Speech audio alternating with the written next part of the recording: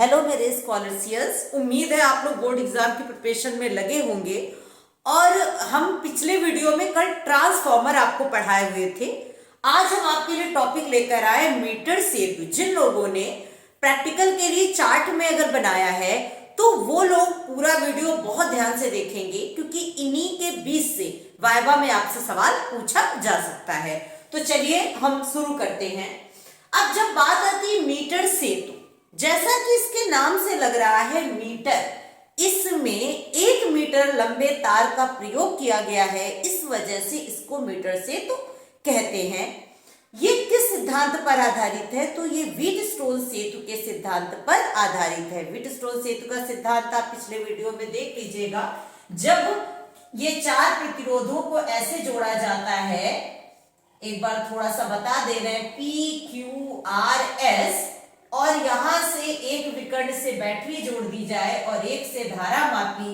अगर बैटरी से धारा दिए जाने पर ये धारा पूरी ऐसे यहां वाली यहां से घूमकर आ जाए और यहां वाली यहां से घूमकर आ जाए, इसमें कोई विक्षेप ना हो, बीच के भाग में कोई धारा ना जाए, तो सेतु संतुलित होता है। व्हीटस्टोन ने कहा था कि ऐसी स्थिति में P/Q बराबर R/S होगा।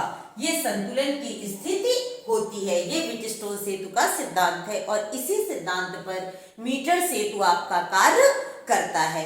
अब मीटर सेतु क्यों बनाया गया, क्या प्रयोग करा गया? सबसे पहले मीटर सेतु, जब व्हीटस्टोन सेतु के सिद्धांत को किसी उपकरण का रूप दे दिया गया तो उसको मीटर सेतु कहा गया। ये पोस्ट ऑफिस बॉक्स से ज्यादा अधिक सुग्राही होता है। अब मीटर सेतु से करते क्या है?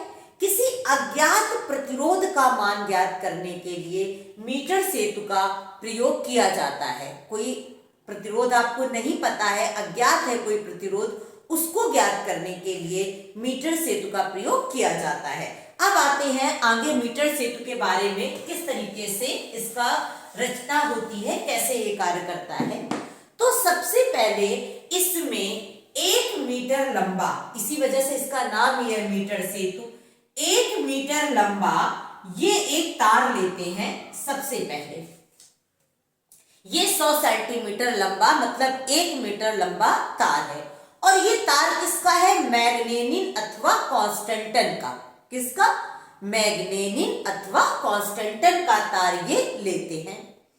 अब ये जो तार होता है ये एल आकार की मुड़ी हुई, किस आकार की? एल आकार की मुड़ी हुई तांबे की 2 पत्तियों के बीच में इस तरीके से होता है। कैसे होता है? ये एल आकार की मुड़ी हुई तांबे की 2 पत्तियों के बीच में होता है, ऐसे इस तरीके से ये, और यहां पर आपने ये मान लिया इस तरीके से। ये एल आकार की 2 मुड़ी हुई तांबे की पत्तियां हैं, इनको थोड़ा सा और कम कर दिए, बीच में एक और पत्ती लगेगी। ये ऐसे एल आकार की 2 पत्तियां हैं, इनसे ये संबंधक पेच से कसा रहता है। ये तार का सिरा है A और ये सिरा मान लिया आपने, ये तार का जो सिरा है A और ये दूसरा सिरा C, ये दोनों कसे हैं इस तरीके से संबंधक पेच से। और ये इसके साथ ही लकड़ी का एक पैमाना, जिसको बोल सकते हैं स्केल, लगा रहता है 100 सेंटीमीटर का, टोटल 1 मीटर का। अब इसमें भी संबंधक पेच होते हैं। वो संबंधक पेच कहाँ है? एक यहां पर संबंधक पेच होता है और एक यहां पर संबंधक पेच होता है। इसके बीच में कुछ जगह छोड़कर एक तीसरी पत्ती भी लगी रहती है, जिसमें 3 संबंधक पेच लगे रहते हैं। ये जो है ये लकड़ी का है और इसमें तांबे की पत्ती इन संबंधक पेचों से ऐसे करके आप देखेंगे रियल में, ये तांबे की पत्ती कसी रहती है, जिससे जब यहां तार अगर जोड़ा जाए तो उससे धारा का प्रवाह यहां तक इन दोनों के बीच में हो सके। ऐसे ये सब जो संबंधक पेच हैं, इनमें ऐसे खोल के जब तार लगा देते हैं तो धारा बहती है। यहां पर प्रतिरोध बॉक्स लगा रहता है। ये प्रतिरोध बॉक्स है, जिसका प्रतिरोध जिसमें हमें पता होते हैं आप किस प्रतिरोध से कनेक्शन कर रहे हो। इसमें जैसे बहुत सारे किलो तराजू में रखे हो, 5 किलो, 2 किलो, 1 किलो, ऐसे इन प्रतिरोधों में से जिसको जोड़ना होता उससे कनेक्शन कर दिया जाता है। ये आपका है प्रतिरोध बॉक्स। क्या है? प्रतिरोध बॉक्स। इसका प्रतिरोध R है। और जिसका प्रतिरोध हमें ज्ञात करना होता है वो अज्ञात प्रतिरोध यहां पर लगा है, हमने नाम दे दिया S। और इस वाले जो ये इसका नाम दिया हमने B। सपोज दैट इस संबंधक पेज का, ये संबंधक पेज एक संट युक्त धारा मापी, ये क्या लगा है ऐसे प्रतिरोध साथ में, इसे बोलते हैं संट।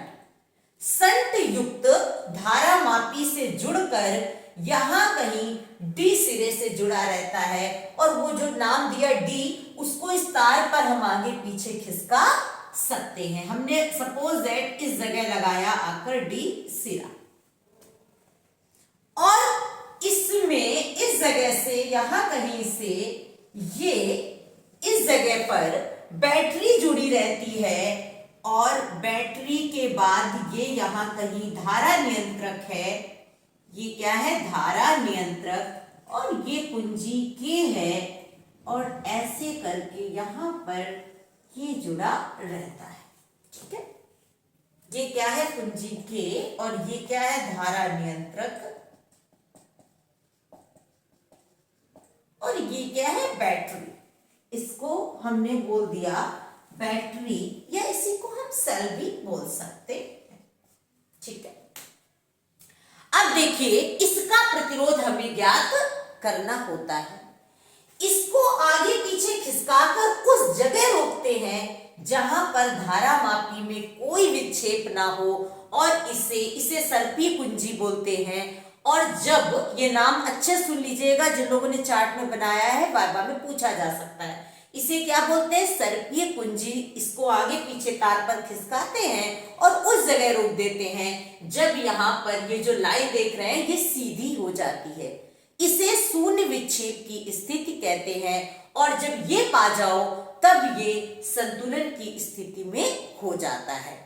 अब इतनी लंबाई हमने मान ली, इतनी लंबाई यहां तक L है, तो ये 100 सेंटीमीटर थी, तो इतनी लंबाई जो बची आपकी ये क्या हुई? 100 माइनस L।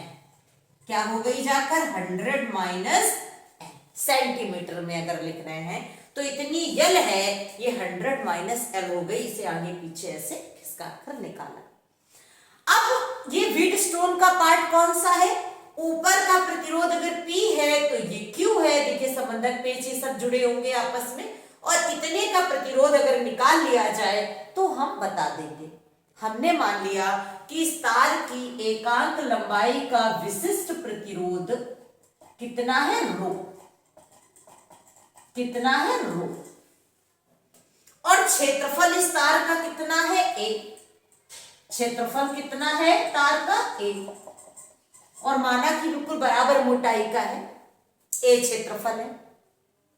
अब इसका अगर विशिष्ट प्रतिरोध रो है और ये A है, तो इतने का प्रतिरोध अगर आप P मानो, A से D का प्रतिरोध, A से D का प्रतिरोध क्या मान ले? P।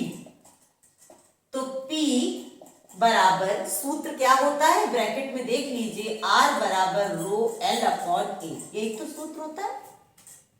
तो रो क्या है? रो, और L क्या है? लंबाई L, और क्षेत्रफल क्या है? A। Equation first. इसी तरह से D से C का प्रतिरोध, D से C का प्रतिरोध, इसका नाम दे दिया Q। तो Q बराबर रो L कितना है? 100 माइनस L, और क्षेत्रफल कितना है? A। समीकरण। अब व्हीटस्टोन सेतु के सिद्धांत से इसको हम रफ कर दे तो क्या है? व्हीटस्टोन सेतु के सिद्धांत से नहीं रफ कर दे, मतलब डिस्टेंस से रफ कर दे, तो व्हीटस्टोन सेतु का सिद्धांत क्या कहता है? P बटे Q बराबर R बटे S। ये मान जब हम यहां लिखेंगे तो कैसे लिखेंगे? P बटे Q, तो P क्या है? रो L upon A, upon Q, Q कितना है रो 100 माइनस एल अपॉन ए और बराबर आर बट्टे एस। आर क्या है, वो तो नोन प्रतिरोध है और एस क्या है, अज्ञात प्रतिरोध। रो रो कट जाएगा, ए एच कट जाएगा, एल बट्टे 100 माइनस एल बराबर आर बट्टे एस। क्रॉस मल्टीप्लाई करा, अज्ञात प्रतिरोध निकालना है, R 100 minus L upon L, ये आ गया अज्ञात प्रतिरोध। इसी को हमें ज्ञात करना था। अच्छा, जब प्रयोग कर रहे होते हैं तो एग्जैक्ट स्थिति निकालने के लिए क्या कर लेते हैं हम लोग, पहले बहुत सारे मान बार बार अलग अलग प्रतिरोध यूज करके एस के मान निकाल लेते हैं, फिर एक बार इस यस और आर की स्थिति बदल देते हैं जब प्रयोग कर रहे होते हैं, फिर मान निकाल लेते हैं और उन दोनों का माध्य लेकर के जो मान आता है उसको मानते हैं। वैसे ये सही है। अच्छा, वो क्यों किया जाता है, त्रुटि को कम करने के लिए। कोई आपसे पूछ दे इसमें क्या क्या त्रुटि हो जाती है, तो देखिए ये सावधानियां बरतनी होती हैं प्रयोग में कि जो ये सर्पी कुंजी है इसको बार बार मत घिसें, इस पर इसको बार बार घिसे नहीं, क्योंकि ये जो तार है इसका क्षेत्रफल फिर बराबर नहीं रह जाएगा, कुछ पतला और मोटा हो जाएगा, इसलिए इसको बार बार इस पर ऐसे नहीं किया जाता है। और जब भी हम इस प्रयोग को कर रहे होते हैं तो प्रारंभ में संट का प्रयोग बनाए रखते हैं और कुछ स्थिति बाद यहीं से त्रुटि उत्पन्न होना शुरू होती है। एक और रीजन होता है कि तार के गर्म होने पर भी इसके जो मान है उसके प्रभाव में कुछ अंतर पड़ जाता है। ये तो त्रुटियां हैं, हर एक में होती हैं। ये आपका निकल कर आ गया अज्ञात प्रतिरोध।